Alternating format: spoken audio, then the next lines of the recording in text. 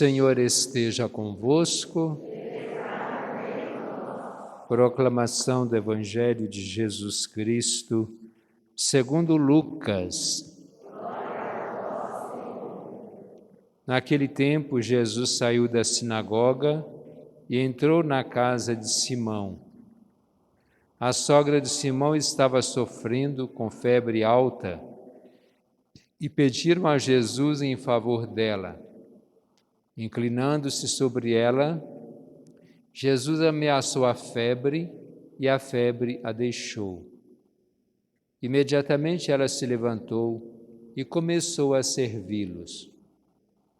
Ao pôr do sol, todos os que tinham doentes, atingidos por diversos males, os levaram a Jesus. Jesus colocava as mãos em cada um deles e os curava. De muitas pessoas também saíam demônios gritando: Tu és o Filho de Deus. Jesus os ameaçava e não os deixava falar, porque sabiam que ele era o Messias. Ao raiar do dia, Jesus saiu e foi para um lugar deserto. As multidões o procuravam e, indo até ele, tentavam impedi-lo que os deixasse. Mas Jesus disse: Eu devo anunciar a boa nova do reino de Deus também a outras cidades, porque para isso é que eu fui enviado. E pregava nas sinagogas da Judéia. Palavra da salvação.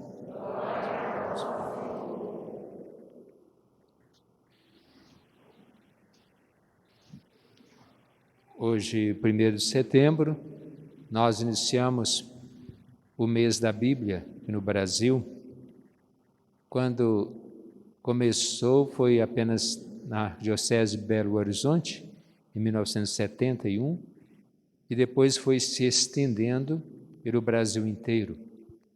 Dia 30, nós celebramos o dia de São Jerônimo, que foi um grande propagador da Bíblia, de uma maneira direta ou indiretamente, porque a Bíblia era escrita numa linguagem mais difícil, hebraico, aramaico e grego, que eram as línguas originais, e ele fez aquela tradução da Bíblia para o latim, que era uma língua mais popular para a época, e com isso faz com que coloque a Bíblia na mão do povo, e com isso todos começam a conhecer mais a palavra de Deus.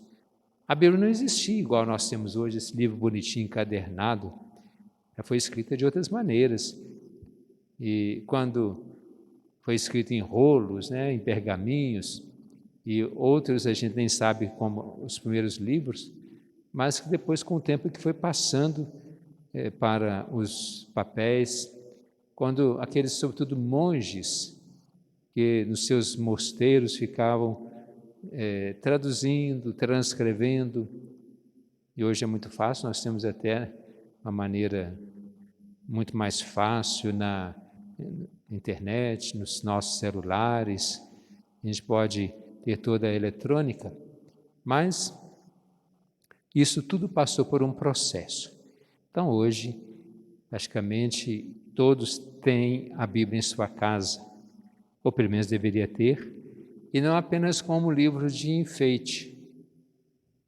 Às vezes a gente compra, hoje parece que diminuiu um pouquinho pelo que eu vejo ou que eu não vejo, Antes as pessoas gostavam de comprar aquelas Bíblias grandes, cheias de ilustrações bonitas. Comprava para deixar numa mesa, na estante aberta, apanhando poeira, descorando pelo sol, até quebrando a encadernação, mas que não tem sentido.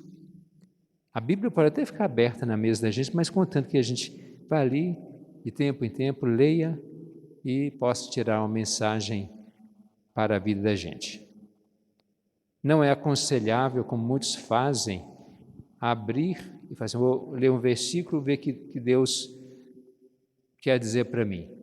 Pode até ser uma coisa boa, mas pode ser alguma coisa que não deve, porque pegamos frases soltas e a Bíblia não quer ser um livro de história, um livro científico, Não quer ser um livro que vem provar para a gente tais fatos. A Bíblia é a palavra de Deus como inspiração para a nossa vida. E é a autoria do próprio Deus que usou de pessoas humanas para nos transmitir essa mensagem. E como é de autoria do próprio Deus, é sua palavra. Mas como usou pessoas humanas, ela pode conter erros em data, história, em fatos. Alguns fatos são apenas histórias, como parábolas. Alguns autores que são apenas, como poderia dizer numa linguagem um pouco feia, fantasmas, né? Mas como palavra de Deus, esses livros também existem. Muitos perguntam qual a diferença da Bíblia do católico para a Bíblia evangélica. A tradução é a mesma, claro, com diferenças em algumas palavras. Mas nós temos 7 livros chamados deuterocanônicos. São livros que são bíblicos e que alguns autores ou comentaristas, exegetas, tinham dúvida sobre esses livros pertencerem ou não à Bíblia. Então, os evangelhos não aceitam por essa situação.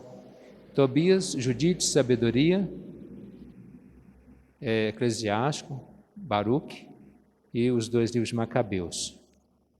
Então, são 7 livros que, para nós, faz parte. Então, de alguma coisa que nós temos a mais, mas o restante é a mesma. Só que nós precisamos saber usar bem a Bíblia. Não é necessário ficar decorando versículos, textos inteiros, e nem pegar partes e unir com outras, saltando algumas coisas, porque perde a sequência, e nem ficar com a chamada leitura fundamentalista da Bíblia. Quer dizer, ler, está escrito na Bíblia, aconteceu desse jeito.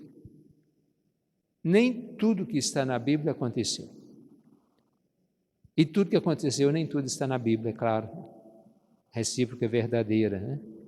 E tanto que São João, lá no seu 4º evangelho, também possivelmente não foi ele que escreveu, mas está no seu evangelho, que Jesus fez tantos milagres, quer dizer, ele não escreveu essa parte, né? O evangelho é dele, mas algumas coisas foram acrescentadas.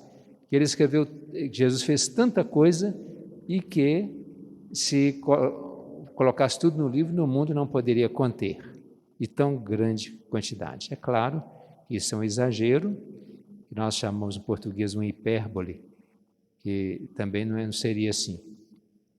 Mas que a gente possa ver que Deus está sempre presente na sua palavra. Ele se revela a nós, através de fatos que nós já sabemos de cor e salteado, mas que cada vez que nós ouvimos, pode trazer um significado diferente para nós. No Evangelho de hoje, por exemplo, Jesus saiu da sinagoga e foi para a casa de Pedro. Ele sai de um ambiente e vai para outro. Um ambiente de oração, de discussão da palavra, pois ele sempre tomava a palavra e falava, para depois ir para a casa de um dos seus discípulos, sabendo que a sua sogra, a sogra do discípulo, que é Pedro, estava doente e ele a curou. Depois curou tantos outros. Depois vai para outro ambiente, que vai para o deserto. Mas as pessoas vão atrás e tentam impedi-lo de sair, porque gostavam de ouvir a sua pregação e, é claro, também aproveitando mais ainda das suas curas, dos seus milagres. Então, Jesus é aquele, de uma certa forma, que se transforma de acordo com o ambiente, no sentido de tratamento, de fazer o bem, de conversar. E quantas vezes a gente sai de uma discussão pesada, brava, discussão mesmo de briga, e a gente vai conversar com outro e ali já tem uma paz, a gente já conversa diferente, mas na frente já tem outra situação. Vamos imaginar um chefe numa sessão qualquer, tem que lidar com pessoas de diversos níveis, e ele não pode levar problema de um para o outro, e nem ficar trazendo, por que não seja igual ao outro? porque senão ele se queima. E Jesus fazia muito bem isso. Mesmo nas discussões ferrenhas, ele sabia se impor. E vamos ver a beleza da presença de Jesus, que sempre fazia o bem, estava sempre presente. Sabia a hora certa de ficar, a hora certa de ir embora para os lugares. E sabia muito bem que tinha uma missão, tanto que ele encerra o evangelho de hoje, para devo ir a outras cidades, outros lugares, pois eu devo lá também pregar o evangelho. Foi para isso que eu vim. Então, se nós ouvimos a palavra de Deus pela Bíblia, e que nós conhecemos também pela tradição, pela aquilo que nós recebemos de geração em geração dos nossos pais, certamente nós precisamos levar essa palavra de Deus aos outros. É a palavra que nos é transmitida e pelo conhecimento que nós temos. Não podemos privar os outros de tomarem conhecimento da sua palavra. Vamos fazer a nossa parte, sendo verdadeiramente evangelizadores em qualquer lugar. E quantas vezes precisamos sair do ambiente em que nós estamos para ir a outros ambientes? Lá também devemos pregar a palavra de Deus. Vamos agora fazer a nossa prece, pedindo ao bom Jesus que nos ampare na nossa vida, na nossa caminhada, e agora nessa semana que precede o jubileu, nos faça sempre mais voltados para Ele e que Ele derrame suas graças infinitas sobre nós.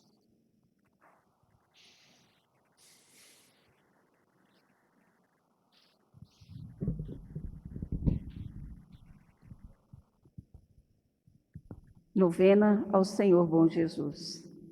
Pela Igreja de Deus, a fim de que ela seja conhecida e respeitada por todos, rezemos ao Bom Jesus. Ó bom Jesus, escutai a nossa prece. Pelos dirigentes do povo de Deus, a fim de que eles sejam dóceis às inspirações do Espírito Santo, rezemos ao Bom Jesus. Ó bom Jesus, escutai a nossa prece. Pelas autoridades, a fim de que elas promovam realmente o bem comum das comunidades, rezemos ao Bom Jesus. Ó bom Jesus, escutai a nossa prece.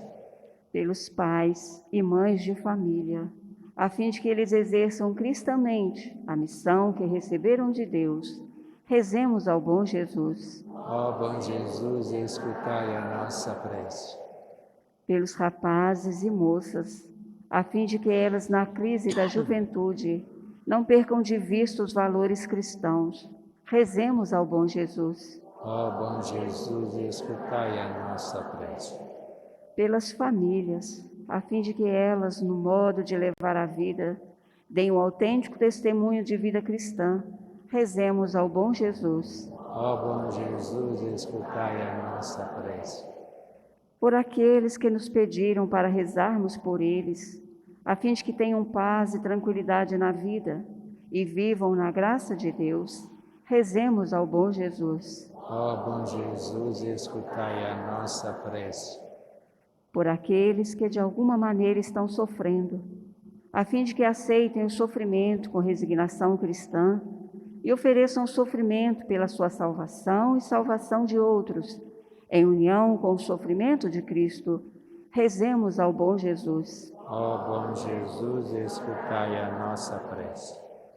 Por aqueles que já faleceram, a fim de que tenham encontrado a salvação definitiva, rezemos ao Bom Jesus. Ó bom Jesus, escutai a nossa prece. Por nossa comunidade, aqui reunida na fé e na caridade, a fim de que o Bom Jesus nos atenda em nossos pedidos, rezemos ao Bom Jesus. Ó bom Jesus, escutai a nossa prece. Ó meu Senhor, bom Jesus, que estais na Basílica de Congonhas, braços abertos, para acolher com paternal bondade os vossos devotos e derramar sobre todos a plenitude da vossa misericórdia. Eis-me aqui aos vossos pés, para vos oferecer com o tributo de minhas homenagens de adoração, o mais profundo sentimento de dor e arrependimento pelos meus pecados, que tantas vezes vos ofenderam. Ó Senhor, infinita é a vossa bondade em ouvir as súplicas daqueles que até de longínquas paragens se dirigem a vós com fé e confiança. Incomensurável é a vossa compaixão, Senhor.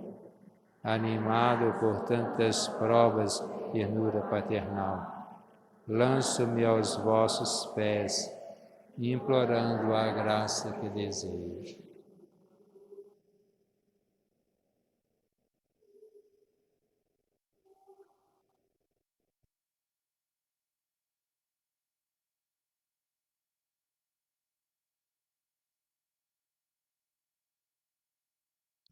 E vós, Virgem Santíssima, Mãe de Deus e Mãe dos homens, a quem o bom Jesus nada recusará, por vossa intercessão, alcançai-me esta graça.